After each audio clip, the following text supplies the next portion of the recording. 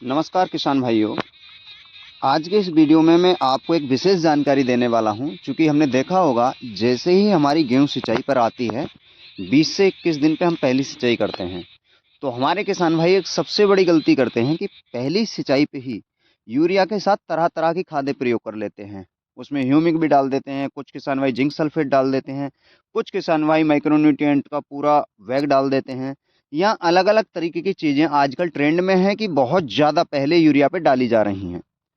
तो दोस्तों आज के इस वीडियो में मैं बताने वाला हूं कि यूरिया के साथ मात्र एक चीज़ डलेगी जो आपके गेहूं को बहुत अच्छे से बढ़वार पर लेकर आएगी, उसका तना मजबूत होगा और आगे के लिए जो ट्रिलिंग फेज होगा वो भी अच्छा बना रहे।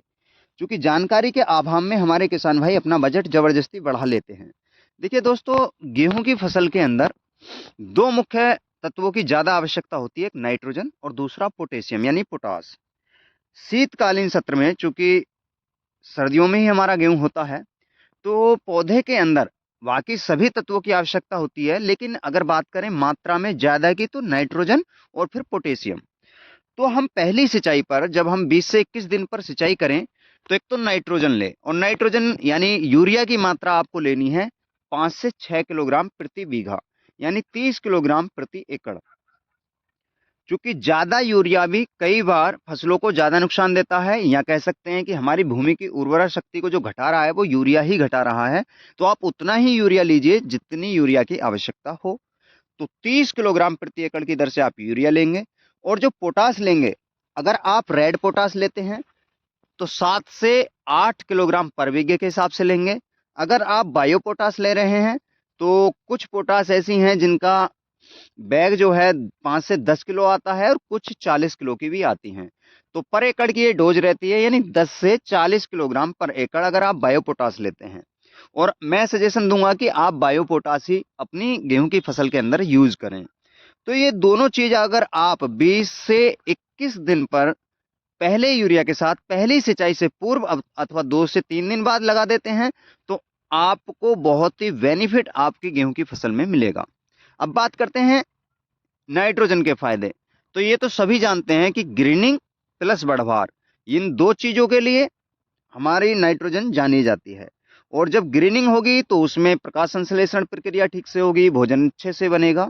और जो भोजन अच्छे से बनता है फिर काम आता है पोटास का। तो पोटास एक तो जो हमारा तना है पौधे का उसे मजबूत करता है, दूसरा जल की मात्रा को नियंत्रित करता है, पानी की मात्रा को नियंत्रित करता है, यानी हमारी फसल को सूखे और पाले दोनों से बचाने का काम पोटास करता है।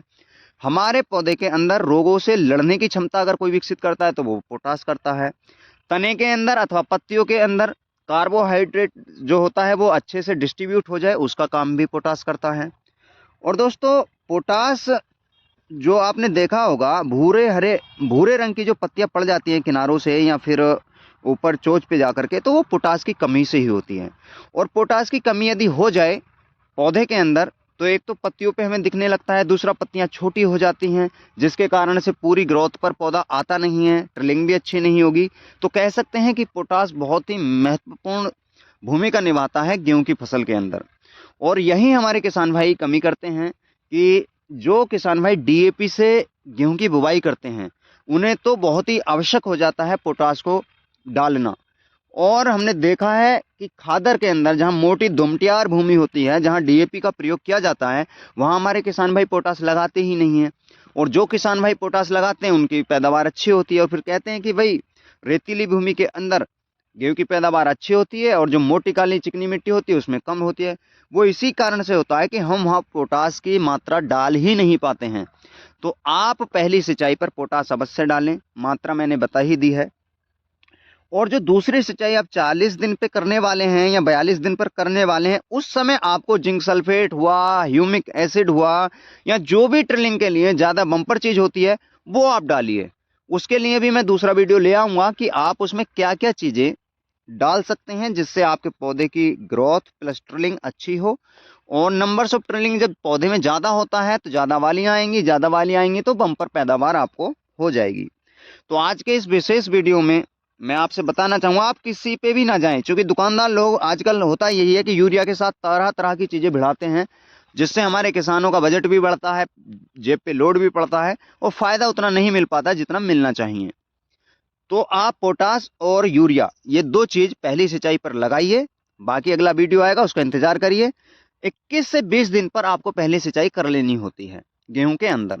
तो आज के वीडियो की जानकारी कैसी लगी आप कमेंट में बता सकते हैं। लगे ये बात शेयर करने योग्य तो अपने मित्रों के साथ शेयर करें। और दोस्तों, हमसे जुड़ने के लिए हमारे यूट्यूब चैनल को बेल आइकन बटन के साथ सब्सक्राइब जरूर करें।